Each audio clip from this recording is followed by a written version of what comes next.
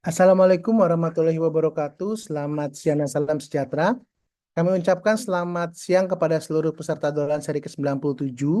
Kami mengundang pada hari ini Perhimpunan Dokter Spesialis Rehabilitasi Indonesia dengan topik rehabilitasi pasca cedera olahraga. Kami pada hari ini kita akan dimoderasi oleh Dr. Linda Astari, spesialis dermatologi, venerologi estetika, subspesialis dermatologi tropis, FINS DV, FAADV. Beliau merupakan sekretaris program studi SP1 Dermatologi Venerologi dan Estetika FK UNER RSUD Sutomo dan merupakan ketua Perdoski cabang Surabaya. Dengan narasumber kita yang pertama adalah Dr. Nur Kozin, spesialis kedokteran fisik dan rehabilitasi Fellowship in Interventional Pain Management Ultrasonografi yang merupakan ahli ilmu faal olahraga klinis. Dan yang kedua adalah Dr. Abdul Jalpa Al-Hayan, spesialis kedokteran fisik dan rehabilitasi dan merupakan Fellowship in Interventional Pain Management Ultrasonografi yang merupakan juga ahli ilmu faal olahraga klinis. Pada hari ini kita akan mulai webinar kita. Pada siang hari ini kami persilakan bagi seluruh peserta yang ingin mengajukan pertanyaan, silakan tulis di kolom chat. Kami silakan Dr. Linda untuk memulai acara kita. Terima kasih. Ya, terima kasih Dokter Charles untuk introduction-nya. Assalamualaikum warahmatullahi wabarakatuh.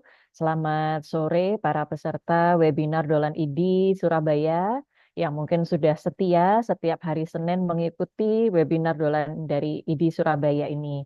Pada kesempatan sore hari ini kita akan membahas terkait topik rehabilitasi pasca cedera olahraga dengan dua narasumber kita yang berasal dari Perhimpunan Dokter Spesialis Kedokteran Fisik dan Rehabilitasi Medik, yaitu yang pertama tadi yang sudah disampaikan oleh Dokter Charles adalah dengan Dokter Nur Kosin, dan yang kedua adalah Dokter Abdul Jabar Al-Hayan.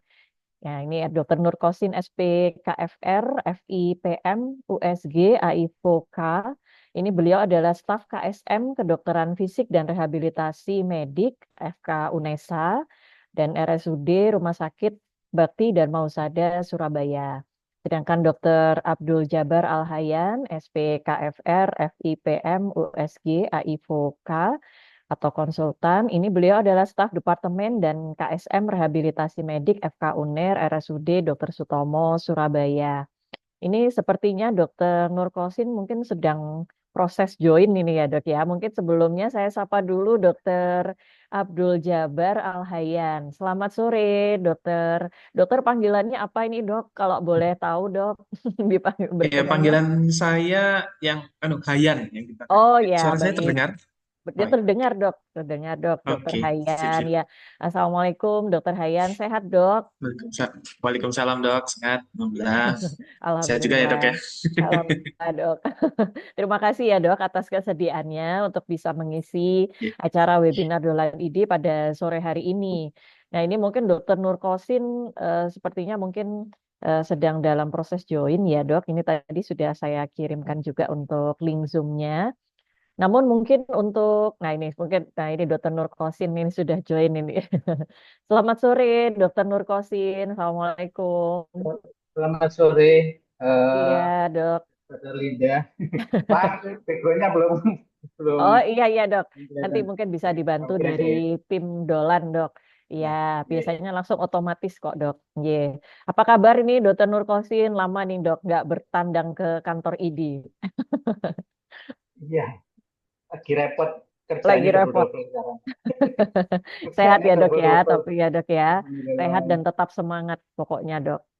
Kemarin sudah diniati mau ke IJ untuk acara Baksos itu. Kok Oh gitu. ada pekerjaan mendadak, jadi nggak bisa datang kemarin. Iya, iya nggak apa-apa dok. Nanti kan pasti di Surabaya juga akan melaksanakan kegiatan-kegiatan lain ya dok ya di waktu-waktu yang akan datang. Alhamdulillah kemarin juga mungkin untuk diketahui peserta semuanya ya dok bahwa kemarin dari ID Surabaya mengadakan acara bakti sosial yang itu juga adalah sejawat-sejawat yang aktif mengikuti acara Dolan ID Surabaya ini. Jadi alhamdulillah para sejawat sekalian ini yang rutin mengikuti dolan ini terus kemudian tercetus untuk melaksanakan bakti sosial. Ya, alhamdulillah ya dok ya, berkah.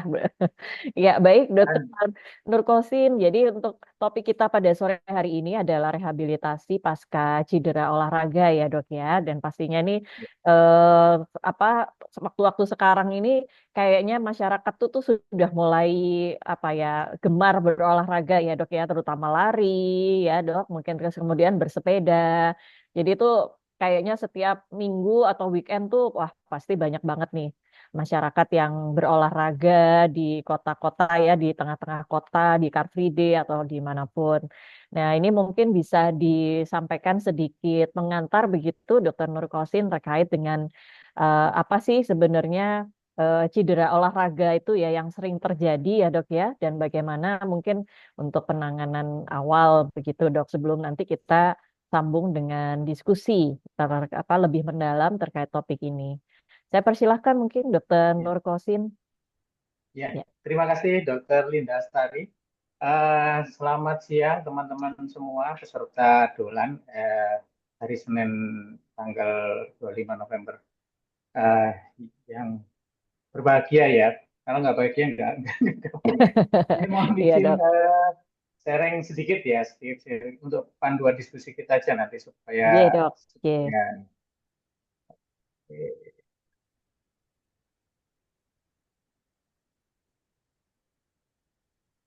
Jadi Tinggal di slide ini show. memang benar Ya, sudah terlihat memang dok. Ya, sudah nah, terlihat ya. sudah dok. Yang memang benar sekali bahwa masalah yang ditimbulkan oleh physical inactivity itu banyak banget ya, terutama munculnya di generasi dini yang ya saat ini kita rasakan. Jadi beberapa kasus-kasus yang dulunya itu muncul di usia-usia lanjut, sekarang muncul di usia-usia lebih muda.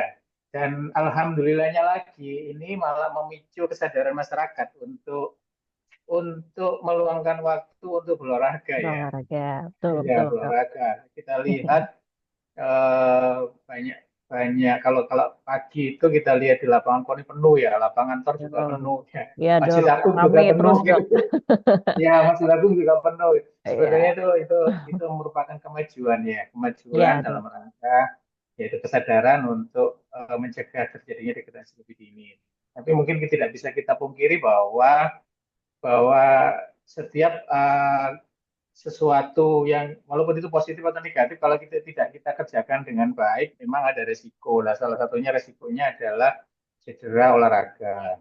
Nah, sebenarnya cedera olahraga itu ya memang yang kalau secara kita definisikan bahwa itu bisa menjadi cedera olahraga yang akut yang terjadi secara tiba-tiba akibat tindakan yang berisiko adanya gaya yang melebihi kemampuan kita ya, kemampuan dari tubuh untuk melawan gaya itu, dan ada cedera kronis yang disebabkan oleh repetitif injury atau kondisi yang tubuh kita yang kita gunakan berulang-ulang. Yeah. Nah, itu nanti akan memerlukan pendekatan yang berbeda. Nah, jenis-jenis apa yang sering kita temui ya cedera olahraga? Yang pertama adalah sprain. Sprain itu adalah cedera pada ligamen yang sering terjadi pada pergelangan kaki dan lutut. Ya, tentunya ditandai rasa sakit, bengkak, dan keterbatasan gerakan. Cedera berikutnya tersering adalah fraktur, ya fraktur patah ya. Fraktur bisa terjadi akibat secara langsung atau tekanan berlebihan dengan gejala-gejala seperti sakit tajam, deformitas, dan sebagainya. Yeah, yang lebih banyak juga adalah strain. Strain ini otot ya. Jadi kalau sprain pada ligamen, kalau strain ini pada otot yang melibatkan robekan pada otot atau tendon. Nah, ini sebenarnya tidak hanya di punggung dan paha, tapi juga di bagian lain juga bisa di gastrok, Achilles dan sebagainya bisa ya. Selain ini kan nanti jenis-jenis cedera tersering memang kita tidak jauh-jauh dari muskuloskeletal ya. Jadi muskuloskeletal itu anggota gerak badan ya. Tapi juga bisa juga cedera yang tersering bisa seperti kayak akibat misalkan lutut berlebihan terjadi gangguan pada kardiopulmoner juga bisa. Cuman yang tersering memang pada area Muskuloskeletal muskuloskeletal ya itu dok ya. yang sering kita temui sehari-hari. Nah, proses penanganan cedera olahraga seperti apa? Yang paling penting adalah yang pertama identifikasi cederanya awalnya. Jadi kita mulai identifikasi seperti biasa, kita mulai dari anamnesa, ya bagaimana terjadinya cedera itu tadi tiba-tiba atau itu terjadi seperti tabungan gitu ya, repetitive injury. Kemudian setelah pemeriksaan anamnesa, kita lanjutkan pemeriksaan fisik. Dari pemeriksaan fisik itu apa yang kita dapat? Lokasi, terus kemudian ada manuver-manuver tertentu untuk memeriksanya, terus kemudian bisa kita tindak lanjuti dengan pemeriksaan lanjutan. Nah, pemeriksaan lanjutan itu bisa pemeriksaan sederhana seperti ronsen, misalnya untuk tanda-tanda fraktur bisa kita lihat dari ronsen itu, atau untuk yang soft tissue bisa kita periksa dengan misalkan USG. Ya. Nah, ini untuk menentukan jenis dan tingkat keparahan cedera, sehingga penting untuk langkah penanganan selanjutnya. Apakah ini nanti perlu tindakan operatif, tindakan non operatif, atau tindakan intervensi. Mungkin nanti yang dijelaskan oleh Dr. Ayan ya. Nah, apa yang kita lakukan kalau terjadi cedera akut? Nah, cedera akut itu ada yang mengatakan dalam 40 jam pertama, ada yang mengatakan juga dalam 72 jam pertama, 2 hari atau 3 hari, itu kita ada namanya metodenya namanya RICE, yaitu mengistirahatkan, rest, kemudian ice kita kompres dingin, ya. Sebetulnya prinsipnya bukan kita kompres es gitu, tetapi kita dapat hawa dinginnya, ya.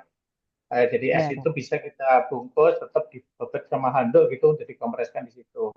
Terus kemudian kita compression, kita bebat ya kalau dia ada instabil, kemudian untuk bisa sedikit kita elevasi. Ya. Tujuannya adalah untuk mengurangi nyeri dan pemegaan serta mencegah kerusakan lebih lanjut pada area cedera. Nah, selanjutnya adalah penata laksanaan. Nah, penata laksanaannya itu apa aja? Bisa tadi bisa memerlukan tindakan operatif atau tindakan-tindakan yang lain, dan juga perlu tindakan program rehabilitasi. Saya bilang program ya, rehabilitasi itu tidak tunggal, tetapi merupakan suatu program. Oke, terus kemudian, nah kalau rehabilitasi medis itu apa? Sebenarnya core dari rehabilitasi medik itu adalah fungsi ya. Jadi fungsi apa fungsi manusia. Jadi misalkan dia dengan cedera ini terganggunya apa, itu sebetulnya yang mesti kita selesaikan. Nah, itu melalui suatu program. Nah, programnya itu memerlukan kolaborasi antara berbagai profesional kesehatan. Tadi seperti kalau misalnya operasi ya dikerjakan oleh dokter ortopedi dulu, atau perlu tindakan oleh dokter-dokter lain, oleh dokter spesialis rehab, oleh fisioterapi, ahli gizi, dan lain sebagainya. Mungkin sementara itu ya, Dokter Linda ya. Baik dok. Ya, terima kasih Dokter Nur Kosin untuk pengantarnya. Mungkin sebelum kita masuk ke sesi diskusi dari Dokter Hayan, apa barangkali ada tambahan dok terkait dengan rehabilitasi pasca cedera olahraga ini dok? Ya, mungkin ada beberapa hal yang mau saya tambahkan dari paparan Dr. Nur Kosin tadi. Jadi yang pertama soal definisi cedera olahraga. Iya dok.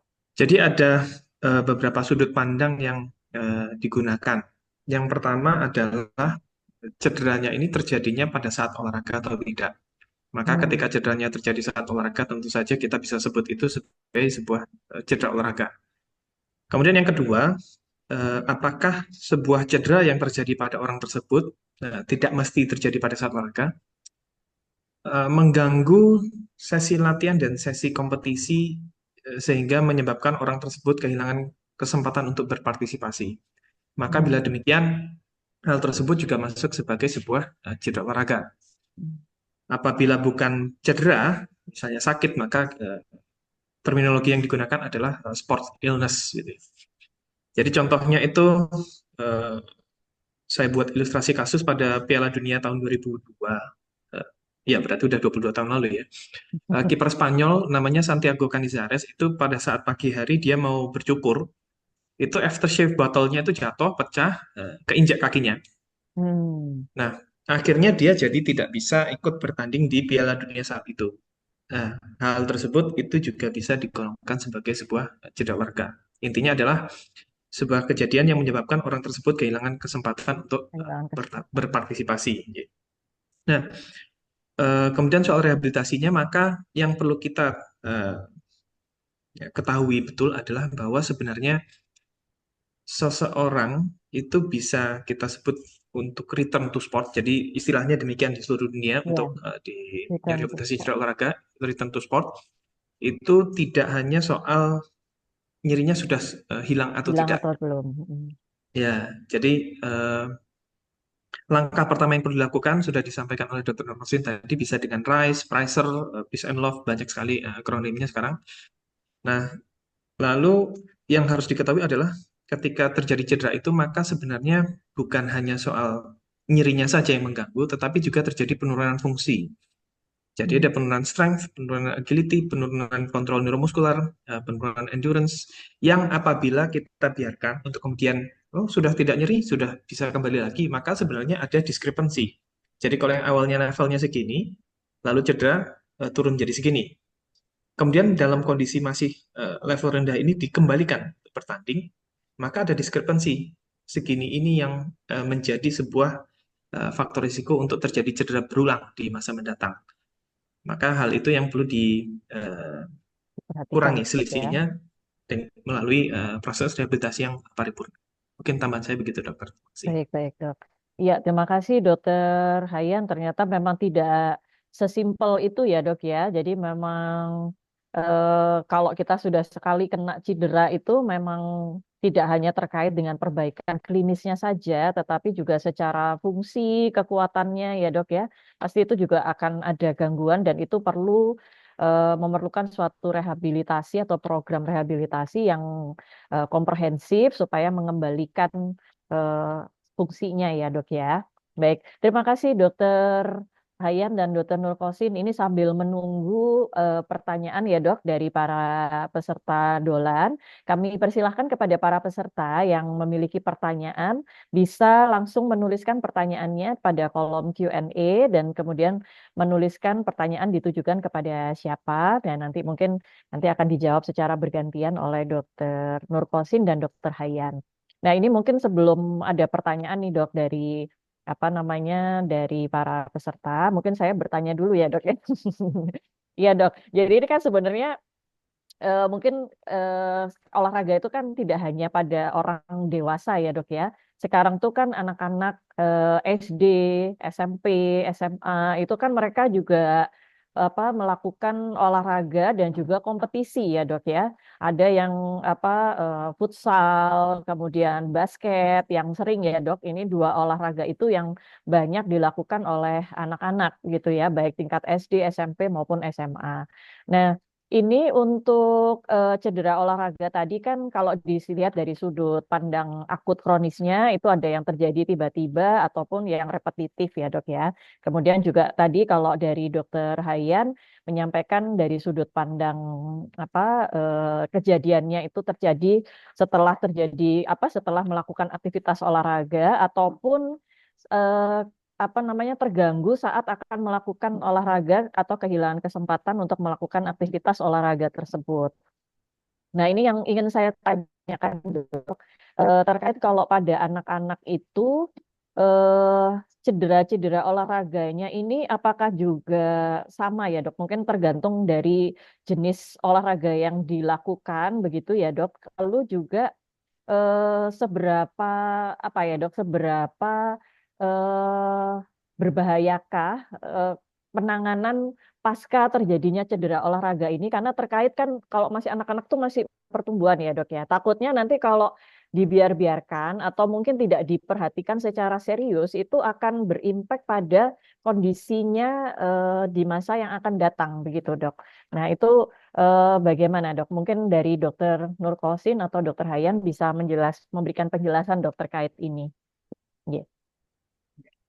Terima kasih Dokter Linda ya. Jadi memang pada cedera olahraga pada anak-anak sama pada orang dewasa sebenarnya juga hampir sama. Cuman mungkin pada anak-anak itu perbedaannya adalah ada beberapa cedera itu terjadi pada daerah-daerah lempeng pertumbuhan yang belum menutup sempurna. Nah, itu mungkin terkadang terkadang kita harus perhatikan juga terapi yang Sesuai gitu ya, Dok. pada area pertumbuhan itu. Hmm.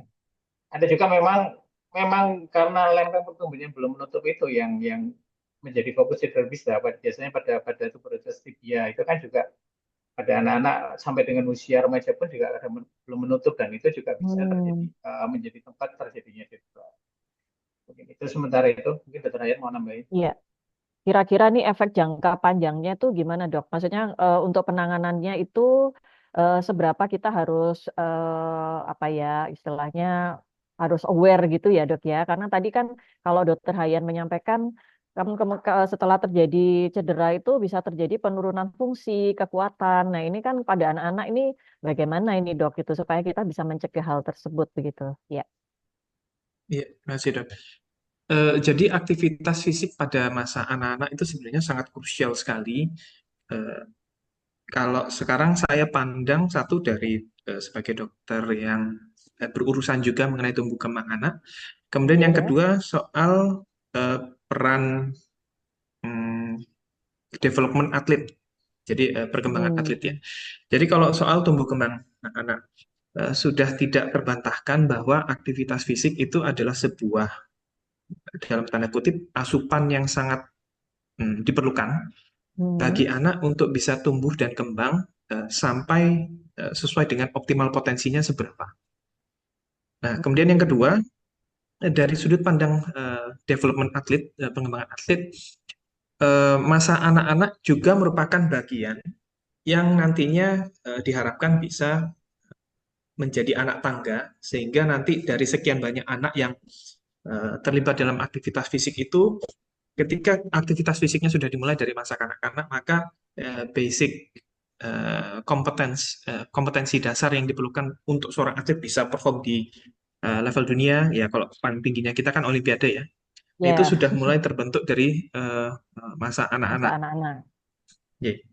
Nah, maka ketika seorang anak mengalami cedera di sana, tentu saja dia akan mengalami sebuah bahasa Indonesia apa ya, setback itu kemunduran sedikit ya. Dan apabila tidak ditangani Oke. dengan baik, akan membawa bisa berpotensi membawa masalah di masa mendatang. Dari sudut pandang biomekanika, bisa saja sebuah cedera yang tidak ditangani dengan baik, kemudian menyebabkan penurunan fungsi. Kita ambil contoh misalnya Ya, Dok. seorang anak mengalami keseleo. Iya, Lalu otot yang bekerja di ankle-nya mengalami iya. penurunan fungsi. Nah,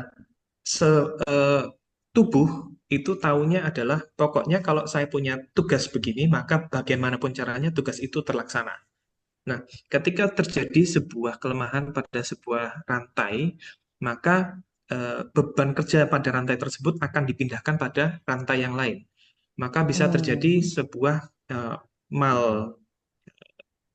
mal kerja gitu ya Oh, iya, dari iya. rantai biomekaniknya yang kami sebut di sini biasanya kami sebut sebagai kompensasi biomekanika, dan apabila dibiarkan maka bisa menyebabkan masalah di masa mendatang. Contohnya kalau misalnya karena ankle-nya lemah lalu dia tidak bisa meloncat gitu ya. Jadi ketika kita Iya, berlari meloncat itu sebenarnya kan tenaga paling besar salah satunya adalah dari loncatan dari ankle. ankle itu.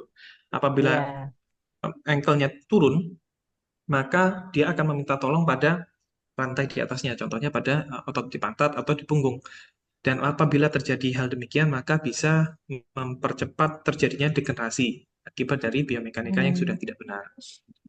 Kemudian akibat dari penanganan yang kurang paripurna, maka potensi yang seharusnya bisa dinaik-naikkan terus itu mungkin bisa saja stagnan, sehingga potensi yang harusnya misalnya dari umur berapa ke berapa sudah di sini mungkin masih di bawah, sehingga nanti Sakit. apabila anak ini mau melanjutkan karirnya misalnya secara profesional gitu ya, maka akan Iya, Dok. ada jarak yang harus dikejar dari tim pelatihnya itu. Jadi dari Iya. screeningnya, oh ternyata ada masalah di sini. Nah itu bisa menyebabkan si yang punya tim itu misalnya harus punya PR nggarap supaya dia Garap bisa itu ngejar. ya, kekurangannya itu ya, Iya, Dok ya. iya. Kepenurunannya itu ya tadi ya, Dok ya.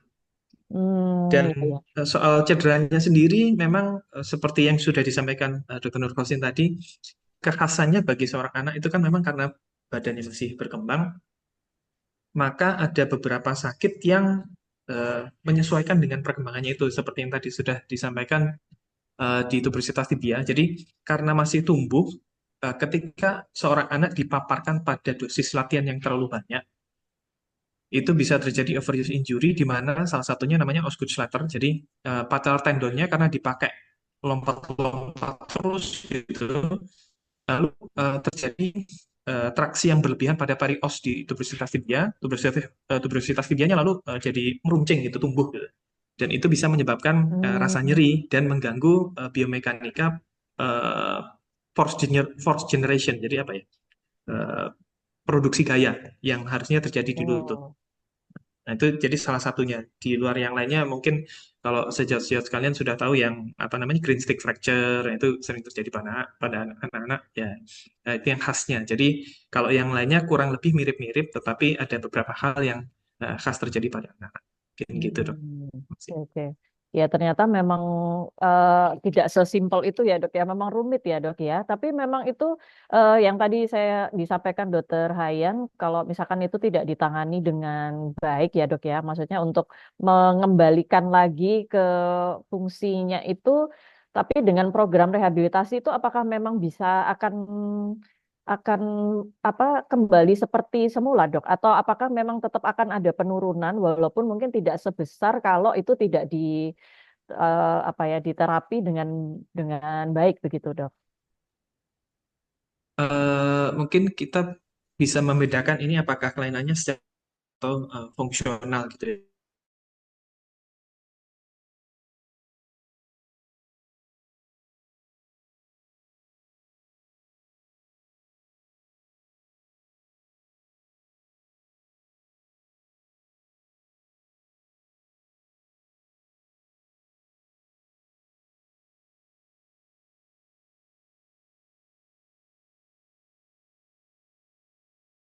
Kalau di sini ada, kalau terkait apa ada fraktur atau ada cuman sprain aja atau ada strain itu eh, mialgianya atau nyerinya itu berbeda atau bagaimana dok? Atau kalau di sini kan mungkin pada lansia ya dok ya, apakah bagaimana membedakan gitu cedera olahraga pada lansia? Sin bisa menjawab dok? Ya, ya, terima kasih Dr. Linda. Jadi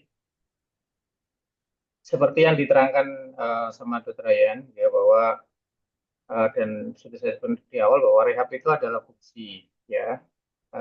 Dan kita juga harus memperhatikan terkait fungsi itu adalah salah satunya adalah postur. Postur. Nah, kaitannya postur tadi, fungsi dan postur itu di situ ada namanya tadi kalau pada orang tua itu ada namanya degenerasi. Nah, degenerasi itu pada prinsipnya ada di mana? Degenerasi itu pada prinsipnya adalah di tulang rawan. Nah, jadi pertanyaannya adalah bagaimana membedakan antara mialgia sama cedera pada uh, lansia. Nah, pada lansia itu salah tadi. Jadi secara biomekanikal dia secara postural juga sudah berubah. Nah, secara postural berubah, terus kemudian ada proses degenerasi juga. Seringkali nyerinya itu bukan apa ya istilahnya tidak bisa kita tentukan dari mana sumbernya. Nah, itu. Hmm. Jadi cedera pun juga masih sangat memungkinkan seperti kayak kondisi tulang juga sendiri juga sudah kurang bagus seperti kayak adanya osteoporosis dan sebagainya. Jadi cedera pun bisa mungkin jadinya misalkan compression ya, compression fracture pada tulang belakang yang bisa menyebabkan perubahan postur juga. Terus kemudian degenerasi sendiri, misalkan penipisan dari tulang rawan juga bisa mengganggu olah geraknya, sehingga olah geraknya dari sendi itu bisa terganggu. Nah, itu semua bisa menjadi potensi terjadi munculnya nyeri. Nah, itu makanya pada apakah ini merupakan cedera olahraga atau keluhan dari dehidrasinya mungkin harus kita benar-benar deteksi Anamnesis dari lebih lanjut pemeriksaan ya ya, dok ya. anamnesis dan Hmm. pemeriksaan Oke. fisik. Kalau Hmm. dokter Hayan mungkin mau Mungkin nambahin. dokter Hayan ada yang mau ditambahkan dok? Ya, setuju, Dok. Jadi kalau niatnya adalah untuk membedakan apakah cederanya ini karena cedera olahraga atau karena sebab lainnya, memang sebaiknya diperiksakan ya, Dok. Tidak baik Iya dok. menebak-nebak sendiri gitu. Nanti Diperiksa lebih lanjut ya dok masukin ya. ke Google, iya, hasilnya semua cancer gitu kalau di Google. Ya, jadi Iya iya. em, ya kalau contohnya pada kasus mialgia, memang pada lansia tidak ngapa-ngapain pun bisa saja muncul nyeri pada otot. Nah, tetapi olahraga pun juga bisa menyebabkan munculnya mialgia itu. Contohnya kalau misalnya sudah lama tidak olahraga gitu ya. Maka ketika ototnya itu dipakai, yang biasanya misalnya hanya mengangkat beban 1 kilo, 2 kilo. Ini ilustrasi saja, jadi nggak harus olahraganya itu ngangkat beban gitu ya. Tapi kalau bisa angkat, jadi kalau misalnya biasanya ngangkat 1-2 kilo, lalu pada suatu hari, oh sudah lama tidak olahraga, ngangkatnya 5 kilo, maka ada selisih 4 kilo misalnya. Kalau misalnya biasanya 1 kilo ya. Nah, selisih 4 kilo itu akan menyebabkan micro tear, robekan kecil pada otot Hmm. yang apabila bisa direcover, dipulihkan dengan baik, jadi dengan tidur yang cukup, makan yang cukup, istirahat yang cukup, maka robekan itu lalu akan menjadi otot yang lebih kuat. Jadi menyesuaikan. Oh, sekarang beban saya 5 kilo. Kalau itu saya buat bisa untuk 5 kilo juga. Jadi ini yang disebut sebagai progressive overload. Nah, tetapi dalam prosesnya ya mialgia itu akan jarumnya itu akan muncul, dan kita kenal itu sebagai delayed onset muscle soreness, jadi DOMS. Nah, dua-duanya sama-sama mialgia, tetapi yang satu mungkin penyebabnya karena proses degenerasinya itu seperti yang sudah disebutkan oleh Dr. Krosin. Tapi kalau yang satu sudah jelas juga, ya kemarin habis ngangkat, oh yes, ya karena itu gitu. Jadi Iya itu dok. salah satu yang bisa menjelaskan ini kira-kira mialgianya karena apa gitu. Di luar itu memang sebaiknya diperiksakan kalau misalnya ada sakit gitu. Jadi biar jelas ini diagnosisnya apa, penyebabnya apa. Gitu, Dok. Iya, iya. Baik, terima kasih Dokter Hayan sudah sangat jelas ya dok. Mudah-mudahan Dokter Elizabeth sudah cukup jelas dengan jawaban dari Dokter Nurkosin dan Dokter Hayan. Nah, berikutnya pertanyaan dari Dokter Wahyu Handoko. Izin bertanya dok, bagaimana cara untuk mencegah cedera olahraga? Itu yang pertanyaan pertama. Dan kemudian untuk pertanyaan kedua, olahraga apa yang terbaik dalam tanda kutip ya dok bagi orang usia di atas 55 tahun untuk mengurangi osteosarkopenia dan risiko terendah cedera. Dan yang ketiga, apakah penggunaan jasa pijat terapis atlet itu bermanfaat? Ya, silakan Dokter Nurkosin, mungkin dok pencegahan ini dok untuk cedera olahraga ini apakah memang tapi kayaknya susah ya dok ya. Namanya kadang tanding itu kan tiba-tiba ya gitu kan main slay gitu. Walaupun mungkin sudah Ya, pemanasan ya dok. Silakan dok. ya. Jadi pencegahan memang pengobatan yang terbaik adalah mencegah ya. Mencegah lebih baik daripada mengobati. Iya. Dan selain mengobati kita juga punya tugas lain itu terakhir ya, merehabilitasi. Iya, dok. Betul, betul. Jadi eh, banyak jurnal yang membahas tentang pencegahan olahraga. Nah, dari Hmm. sekian banyak itu eh, stretching atau pemanasan sebelum olahraga itu yang menduduki porsi yang paling besar ya. Ya, dok. Stretching. Terus kemudian selain stretching ada the conditioning. Itu yang bisa dilakukan untuk mencegah cedera. Terus yang kedua adalah cedera tadi salah satunya adalah adanya gaya yang melebihi dari level kemampuan kita. Nah, berarti Hmm.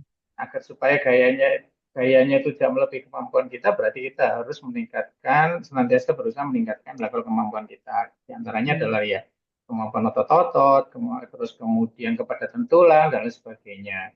Itu untuk yang usia lanjut. Terus eh, banyak jurnal yang membahas itu dan apa namanya, event yang sudah melakukan banyak hal ya stretching, ya conditioning Ya, masih bisa cedera. terjadi cedera. Ya contohnya adalah Calvin Verdong kemarin tuh ya jalan terpinya-pinya itu hamstringnya Hamstringnya mengalami ketarik ya, Dok, atau gimana? strain ya itu artinya semua itu adalah upaya ya itu yang untuk mencegah cedera dan yang terakhir ada kemudian kita menentukan dosisnya misalkan waktunya terus kemudian intensitasnya terus kemudian apa namanya FITT ya waktunya frekuensinya nah itu yang paling penting kita itu nah terus kemudian pertanyaan kedua tadi apa ya ternilai ya Ini Dok, terkait untuk apa namanya? Bentar, Dok. usia Olahraga lanjut yang ya terbaik, Dok. oh Olahraga ya yang terbaik ya untuk usia di atas 55, Dok. di atas Untuk 55. mengurangi osteosarkopenia dan memiliki resiko terendah lah, Dok, untuk cedera, gitu. Kalau untuk sarkopenia itu eh, atau apa namanya salah satunya adalah memang bergerak ya bergerak. Ada beberapa penelitian ya penelitian itu eh, atau bisa bilang rekomendasi ya rekomendasi antara eh, olahraga di atas air atau olahraga di darat itu memang masing-masing memiliki kelebihan sendiri-sendiri. Nah, Hmm, rekomendasinya sama-sama level 1A. Jadi, nah itu kalau olahraga di air bagus, cuman upacaranya terlalu banyak ya. Harus ke iya. kolam renang, harus beli tiket dan sebagainya.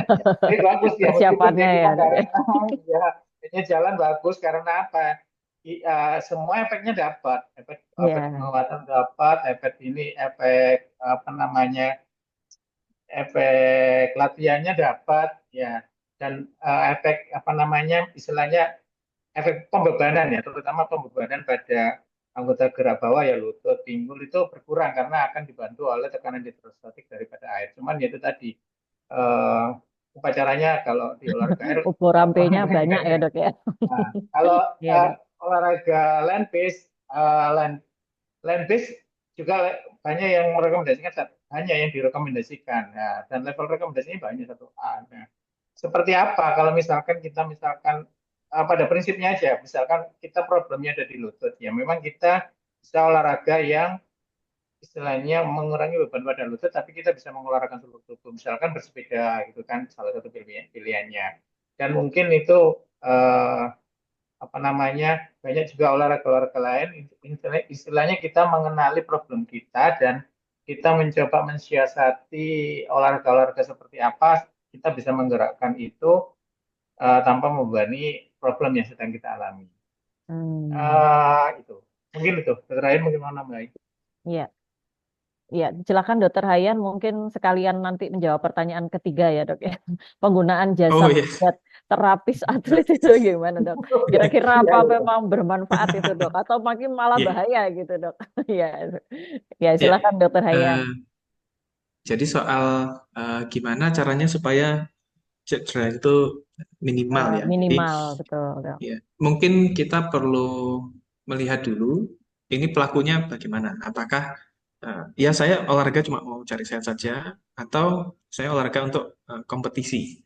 Nah, Hmm, kalau untuk kompetisi maka seperti yang sudah disampaikan Dr. Nur Khosin tadi, ya kalau kompetisinya butuh kapasitasnya segini, maka badannya harus dibuild sehingga kapasitasnya segini.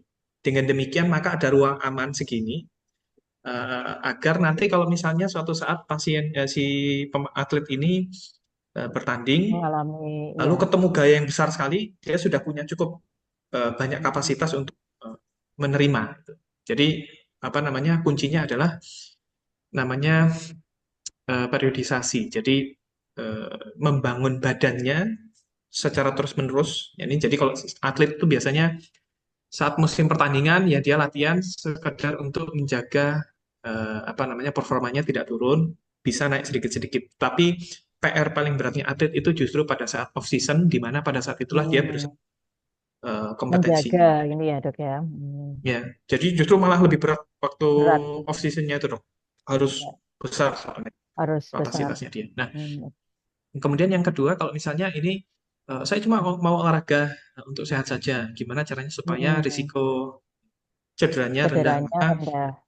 ya kita bisa membaginya menjadi 3 tahap. Yang satu persiapannya, jadi seperti sudah disampaikan tadi, em, warming up itu sangat diperlukan. Fungsinya warming up apa? Jadi kita melatih badan sebelum berolahraga itu untuk bersiap-siap. Jadi gerakannya seperti apa yang hendak dilakukan pada saat olahraga itu, maka itu dilakukan juga dipatah-patah gitu ya, dipecah-pecah, sehingga nanti pada saat persiapan badan sudah siap. Oh, nanti kita mau begini. Jadi otaknya nyambung, ototnya nyambung, jantungnya nyambung, sehingga ketika pada saat sudah masuk ke sesi latihan itu badannya sudah siap, tidak ada jeda selisih kesiapannya. Hmm. Nah, kemudian pada saat olahraganya maka harus menyesuaikan dengan kemampuan. Jadi kalau misalnya baru mulai berlari, terus ikut lari 5 kilo, lalu ketarik sama yang pelari-pelari Ya, elit di depan, ya itu ya jangan. Harus nyadar diri. harus Jadi tahu diri ya karena dok sudah ya. ada, ya. Jadi harus menyesuaikan saja dengan kemampuan saat ini. Tenang saja, kalau olahraganya tujuannya adalah untuk sehat, nah maka kita sebenarnya bukan sedang sprint, tapi kita sedang maraton kok. Olahraganya mulai dari sekarang, efeknya nanti akan kita bisa nikmati bertahun-tahun ke depan. Jadi nggak usah terburu-buru dan kok yang lain sudah begini, kok yang lain sudah begini, itu nggak masalah. Nah, kemudian yang ketiga setelahnya recovery-nya itu yang sangat diperlukan adalah satu, cukup tidur. Jadi dikatakan jam tidurnya seenggaknya 7 jam untuk bisa merecover kerusakan yang ditimbulkan setelah olahraga. Kemudian yang kedua, makan dan minum yang memadai untuk merepair badan yang habis olahraga tadi sehingga tidak sampai muncul nyeri setelahnya. Lalu yang seterusnya ada stretching, ada massage. Nah, ini mungkin saya agak mau lompat sedikit ke yang pertanyaan ketiga. Jadi massage itu memiliki tempat dalam proses recovery Oke. karena dia bisa membantu untuk merilekskan ototnya dan juga bisa membantu untuk mengembalikan asam laktat yang masih ada di otot itu kembali. Nah, tetapi kalau misalnya ini tujuannya mau nanya, jadi kalau misalnya cedera di massage boleh tidak? Ya dan tidak. Tidak boleh pada daerah yang sedang cedera, boleh pada area yang lain, terutama kalau dilakukan oleh praktisi yang sudah kompeten. Jadi saya punya pengalaman sedikit nih. Waktu saya SMA itu saya aktif basket. Kalau anak basket itu ya biasanya cederanya pasti kesleo gitu ya. Ya Nah, dok. keluarga saya nggak ada yang dokter, jadi saya kalau kesleo ya saya perginya ke tukang pijet. Nah, terus waktu PPDS kami sedang belajar USG, saya jadi probandus gitu. Dilihat USG-nya, loh kok ligamenmu wis gak ono iki. Ya, rupanya ya gitulah. Ternyata ada itu ya dok ya. Ya, Pengalaman pribadi ini jadi ya dok ya. dasar teorinya adalah sebenarnya kalau cedera itu kan ada luka yang tidak kita lihat. Nah, kalau sejauh Mm-mm. kalian punya luka tentu saja tidak akan memijat luka itu kan, karena lukanya nanti akan Ya, tambah besar. Jadi tambah dasar parah. teorinya Ya. demikian. Nah, kemudian Oke oke. pertanyaan yang kedua soal olahraga untuk mencegah osteosarkopenia ya. Tidak ada lawan untuk latihan beban. Nah, saya tidak meminta Nyon sewu senior sekalian yang sudah sepuh untuk latihan beban yang ngangkat 50 kilo itu bukan. Latihan beban itu bisa menggunakan beban dari luar seperti plat besi atau bisa juga pakai beban sendiri. Beban sendiri contohnya push up, squat, sit up. Nah, push up, squat dan sit up itu juga punya progresinya. Kalau tidak bisa push up yang seperti atlet itu, maka bisa push up di dinding. Jadi sambil berdiri gitu, nggak apa-apa. Seperti saya sampaikan tadi, olahraga kalau untuk kesehatan tujuannya bukan untuk sprint, tapi kita nikmati efeknya ke masa mendatang. Jadi nggak usah yang, oh, tapi yang lain sudah bisa gitu, jangan. Sesuaikan aja dengan kemampuan Kemampuan ya sendiri. dok ya. Iya, mungkin itu dok. Baik-baik. Terima kasih Dokter Hayan. Ini kebetulan dari peserta ada yang raise hand dok dari Dokter Kencono Puspos Sundoro. Selamat sore Dokter Kencono. Selamat sore Dokter Kencono. Apakah sudah siap menyampaikan pertanyaannya dok? Dokter Kencono? Iya. Oke. Nambahin sedikit ya, Dokter Linda ya. Iya. Jadi Iya, untuk silakan massage Dokter itu Nurkosin. memang ada memang massage. Monggo, Dokter Kuncono monggo. Ya, Iya, Dokter Kencono, selamat sore dok. Apakah sudah siap untuk menyampaikan pertanyaannya dok? Ya, Ye, monggo dok. saya kan banyak pasien yang sering ke dukun pijat dan ke sangkal putung. Itu sampai pegel saya. Bilangin nggak percaya, dibilang nggak percaya. Mereka datang tuh sudah jelek-jelek gitu. Ya, Mohon tanggapannya, terima kasih. ye, matur nuwun Dokter Kencono. Ya, tadi ini sudah sempat disinggung juga oleh Dokter Hayan ya dok. Jadi memang apa langganannya pasien tuh biasanya ke sangkal butuh terus itu ya dok. Iya, Ya, ya, ya. polanya mesti begitu. Teman-teman orto sudah Polanya hafal itu. demikian ya dok ya. Terus ke dokternya udah gak karu-karuan. Ya, jadi tadi mungkin sudah sempat disampaikan Dokter Hayan. Jadi memang tidak boleh ya dok ya pada area yang sakit itu untuk dilakukan masas. Jadi mungkin pada area yang tidak sakit boleh, tetapi memang harus dilakukan oleh ahlinya ya dok ya. Monggo mungkin Dokter Hayan ada yang mau ditambahkan dok? Saya mau nambah Iya, tentang Ye, kasus monggo, ini ya. monggo Dokter Rosid. monggo, monggo dok. Ya, jadi nggak semua limases itu jelek ya, Mbak ya.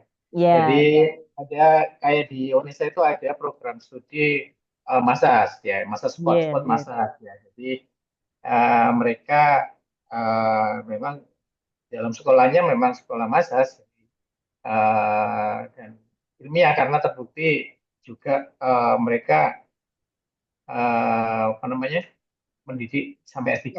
Jadi ya Ya, dok. pendidikannya juga ini. Nah itu eh, yang paling penting seperti yang diterangkan menurut klien tadi bahwa massage itu nggak boleh pada fase akut tadi ya. Fase akut kita berikan RICE ya. Kalau yang nggak boleh adalah harus salah satunya adalah massage. Nah terus kemudian posisi massage apa namanya yang benar seperti apa gitu ya. Seperti yang diterangkan dokter klien tadi. Nah memang ada sekarang saat ini massage itu bisa digunakan sebagai apa namanya kalau olahraga itu sebagai pemanasan dan pendinginan ya bisa Hmm.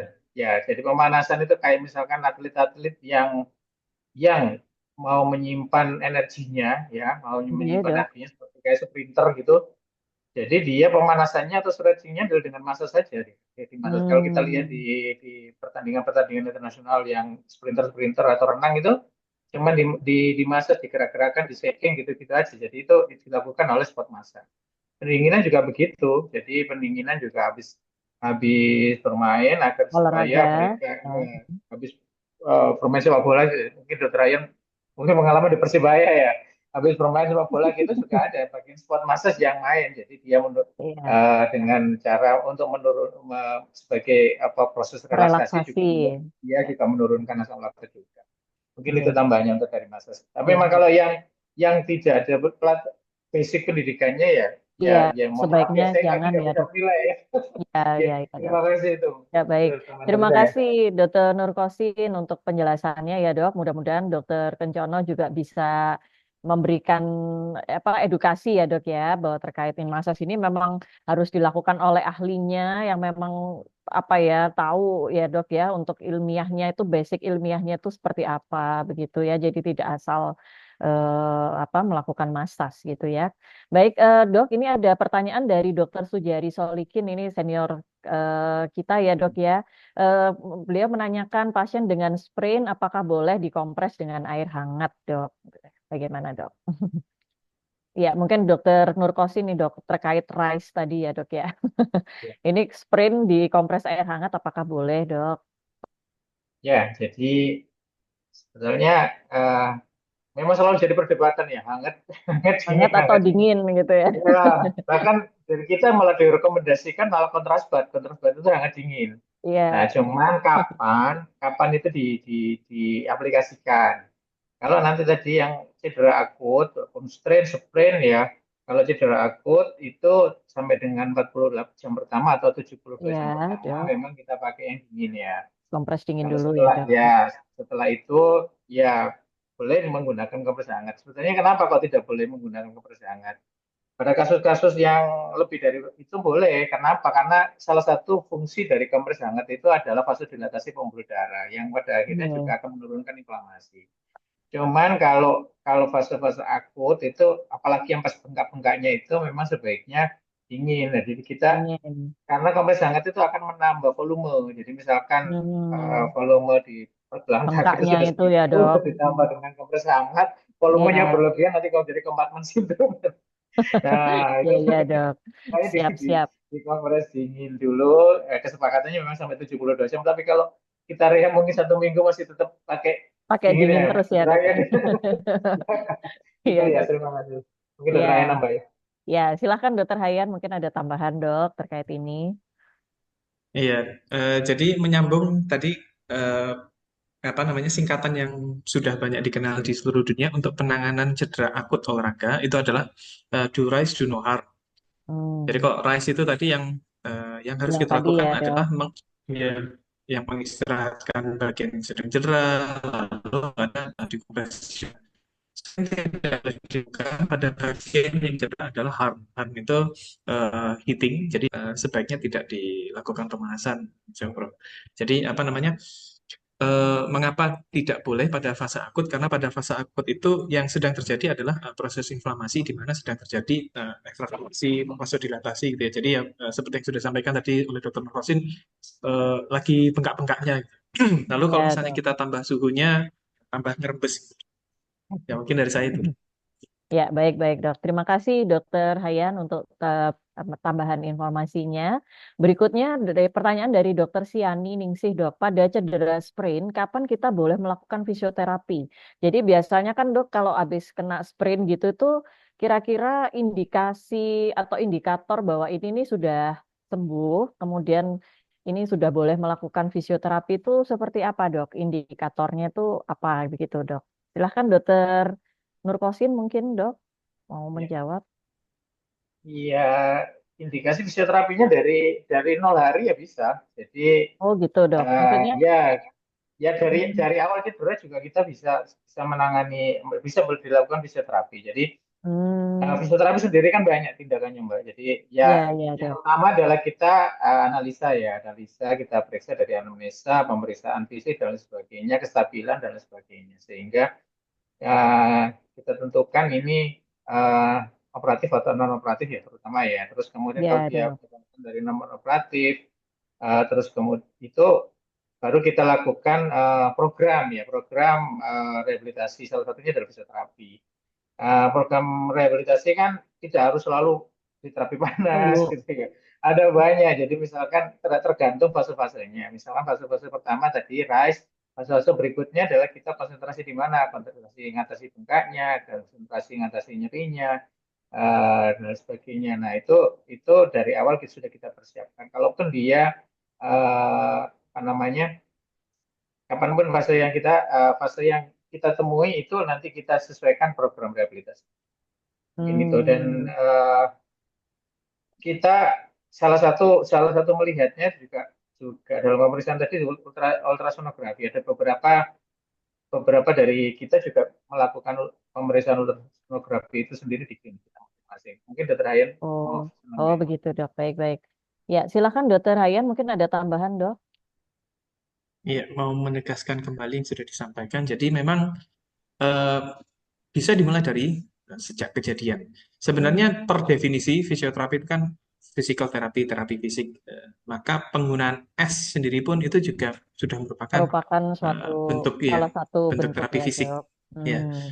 Nah, mungkin apa namanya asumsinya adalah fisioterapi itu berarti pokoknya Latihan diulang gitu ya. pergerakan begitu ya, Sama Dok. di latihan. Nah, Ya, ya. bahkan sejak awal pun latihan itu juga sudah harus masuk. Nah, namun latihannya Hmm. pun harus menyesuaikan dengan fasenya Kondisi pada saat itu saat itu ya, sedang Dok seperti ya. apa gitu ya. Hmm. Jadi apa yang mampu laksana dan sebenarnya apa yang ingin dikejar sehingga kita bisa menjaga kondisi pasien pasiennya ini sampai tidak turun Hmm. dan tidak menambah cedera yang sudah terjadi. Jadi sebenarnya sudah dimulai dari nol. Mungkin tamat saya itu aja, Dok. Terima Oh kasih. gitu ya. Jadi nggak harus menunggu sampai udah hilang bengkaknya atau sudah nggak nyeri sama sekali gitu. Jadi tergantung nanti dalam fase apa gitu nanti untuk rehabilitasinya bisa menyesuaikan begitu ya, Dok ya. Untuk Ya, programnya begitu ya, Dok. Ya baik-baik, Dok. Ini betul, Dok. kemudian ada pertanyaan dari Dokter Juwita Retno Ningtyas, Dok. Izin bertanya dok, gejala sebelum blackout pasca olahraga itu apa saja nggih dok? Kemudian yang kedua, apabila ada riwayat CTS atau CRS, olahraga apa yang tidak diperbolehkan dan yang direkomendasikan apa? Terima kasih. Mungkin dari dokter Hayan, mungkin ada bisa menjawab dok, gejala sebelum blackout pasca olahraga. Oke. Blackout ini maksudnya sinkop mungkin gitu ya. Iya, sepertinya. Ya, ya, sinkop ini agak sulit ya. Jadi penyebabnya kan bisa macam-macam dari central nervous system, bisa dari jantung, tapi more or less kebanyakan kan dari dua itu ya. Eh, Beberapa tanda yang bisa mendahului diantaranya adalah mungkin bisa dilihat diamati gitu adalah satu berkunang-kunang, kemudian ada rasa pusing, sesak, keringat dingin, nyeri dada. Eh, Kalau misalnya muncul eh, rasa-rasa seperti itu, maka sebaiknya segera berhenti dulu. Berhenti. Dan ya, dan saya sangat saran sekali untuk zaman sekarang kan mungkin sudah tidak terlalu mahal ya, apa jam-jam smartwatch yang bisa memantau detak Ya, jantung. Nah, itu bisa sangat bermanfaat untuk menjaga keselamatan kita. Jadi kalau misalnya heart rate-nya udah tinggi sekali udah ya, tinggi gitu ya dok. itu langsung turun saja. Itu yang pertama. Kemudian yang kedua soal CRS dan CTS. Kalau misalnya ini sudah jadi riwayat, maksudnya sudah tidak sakit Sudah lagi, pernah, iya, sudah pernah hmm, mengalami kan maka ya dok ya.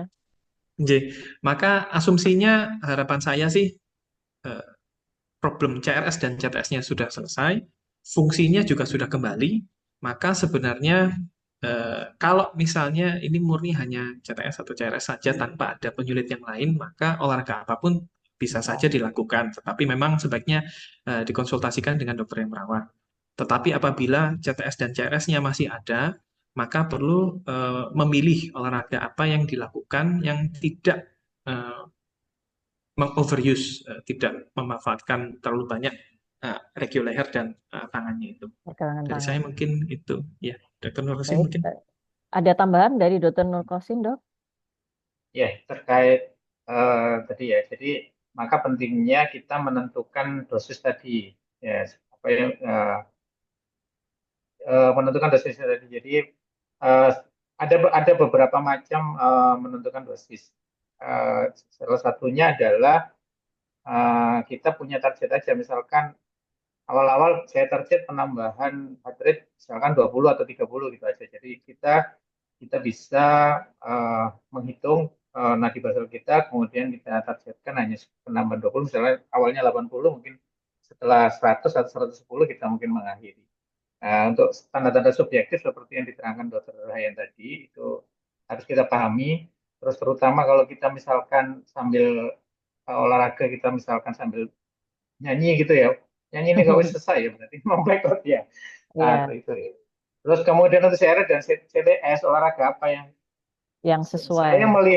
saya melihat bahwa CTS sama RS itu kaitannya sama postur ya, terutama kalau CRS ya, CRS itu hampir semua kalau saya lihat fotonya itu terjadi perubahan pada postur lehernya. Nah, postur lehernya ini biasanya link sama postur dari punggung atas. Karena memang tulang punggung itu posturnya di satu ya. Kalau leher itu lordosis, kalau torak itu kifotik, kalau lumbal itu lordosis lagi. Nah, itu kalau eh, salah satu kurvanya itu bertambah, misalkan kifotik dari torakal itu meningkat, misalkan itu nanti lordosis dari lumbal dari cervical juga akan meningkat, dan itu bisa menjadi salah satu dari penyebab dari CRS atau terjadi perubahan postur, penekanan pada saraf yang keluar di situ, dan itulah gambaran namanya CRS. Olahraganya apa ya? Justru olahraganya semua boleh. Memang kehati-hatian pada pada tadi otot-otot yang tegang itu ya, jangan dibaru ditegang lagi. Ya, justru yang malah kalau ada CRS sama CTS malah yang penting itu jangan mager. justru justru Malah yang nggak nggak boleh boleh mager makan. tuh ya dok ya. Memang harus olahraga ya dok. Nggak boleh mager, malah dia harus memperbaiki posturnya. Iya, iya, iya. Olahraga pernapasan bagus karena dia akan mengembangkan rongga dada dan akan memperbaiki postur dari punggung. Mungkin itu. Terima Hmm. kasih.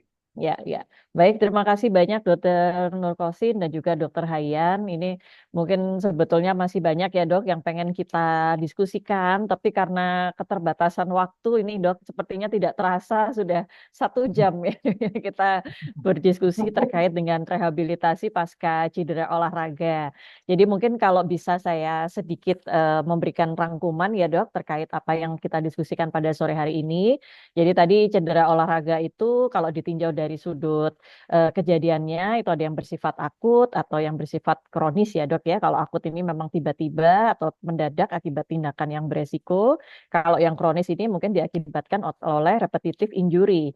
Namun juga cedera olahraga itu juga kalau ditinjau dari sudut pandang kejadiannya itu juga bisa merupakan suatu cedera yang terjadi akibat aktivitas olahraga atau mengalami gangguan atau terganggu saat akan melakukan kegiatan olahraga sehingga kehilangan kesempatan untuk melakukan aktivitas olahraga tertentu. Nah, kemudian cedera olahraga yang sering tadi disampaikan oleh kedua narasumber kita itu adalah sprain yang biasanya mengenai pada ligamen, kemudian fraktur pada tulang ya Dok, kemudian strain ini pada otot atau tendon. Dan untuk penanganan cedera olahraga ini memang yang pertama pastinya kita harus mengidentifikasi dulu melalui pemeriksaan ya Dok, anamnesis, pemeriksaan fisik dan mungkin juga pemeriksaan lanjutan jika diperlukan.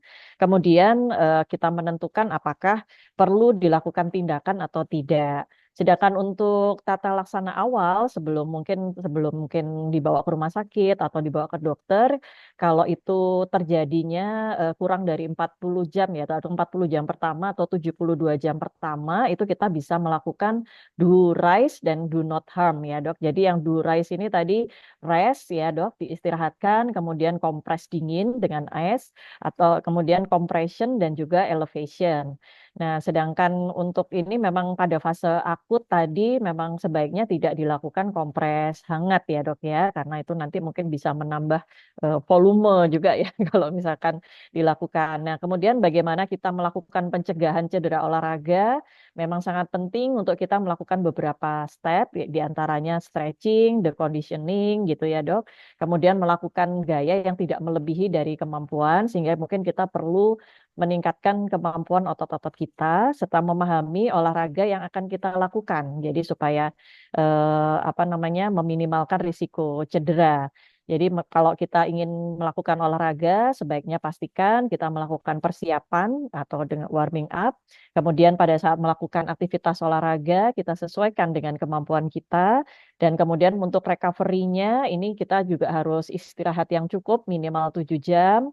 Kemudian juga dari sisi nutrisi ya Dok, makan minum yang cukup untuk merepair sel-sel yang mungkin mengalami injury pada saat melakukan olahraga. Dan pastinya massage ini untuk merelaksasi otot ini juga diperbolehkan pada fase recovery gitu ya Dok. Dan pastinya untuk rehabilitasi atau fisioterapi ini bisa dimulai sejak kejadian ya. Jadi tidak harus menunggu mungkin saat sembuh atau sudah hilang nyerinya. Dan nanti mungkin untuk program-program fisioterapi atau rehabilitasinya akan menyesuaikan dengan fase pada saat pasien atau atlet itu dibawa untuk melakukan fisioterapi atau rehabilitasi. Begitu ya Dok ya, mungkin kurang lebihnya. Mudah-mudahan ini menjadi wacana kita ya Dok, karena kalau saya lihat tuh masyarakat memang sekarang gemar berolahraga, tapi saya rasa masih minim gitu Dok pengetahuannya tentang terkait cedera olahraga ini ya Dok, sehingga mungkin perlu kita banyak melakukan edukasi supaya meminimalkan injury-injury ataupun cedera yang terjadi pasca melakukan aktivitas olahraga. Sekali lagi terima kasih banyak Dokter Nurkosin, Dokter Hayan atas sharing ilmunya ya Dok. Semoga berkah dan manfaat ya menjadi amal jariah nih Dokter Nurkosin dan Dokter Hayan. Untuk selanjutnya saya kembalikan kepada host kita pada sore hari ini dengan Dokter Salmon Charles. Silakan Dokter Charles. Maaf ya Dok ya, molor sedikit ya. Apa, Dok? Terima Soalnya kasih. seru nih soalnya Ini seru sekali diskusinya. emang dari awal saya dengerin, Dok. Iya, Kita semua iya, pegel-pegel juga termasuk ya, Dokter. Ya. pegel-pegel ya nih. Iya. Terima kasih Dokter Linda untuk moderasi hari ini. Dokter Nurkozin, Dokter Abdul Jabar, terima kasih sudah menjadi narasumber yang luar biasa. Jangan bosan-bosan ya Dok kalau kita undang. Ya, Dok. Ya, selamat jadi Banget topiknya nih, Dok. Banget topiknya Iya, nih. betul. Ya, terima kasih dokter dan kepada seluruh peserta dolan pada hari ini yang sudah ikut bergabung ke seri 97. Kami undang kembali untuk di bulan Desember nanti kami akan terus berbagi ya 4 minggu setiap hari Senin jam 15 sampai jam 16 di jam yang sama.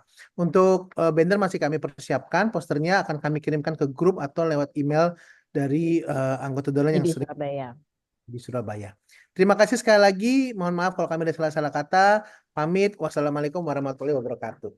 Waalaikumsalam warahmatullahi wabarakatuh. Terima kasih, Dr. Nur Kosid, Dr. Hayan. Terima kasih, Dok. Iya, Dok.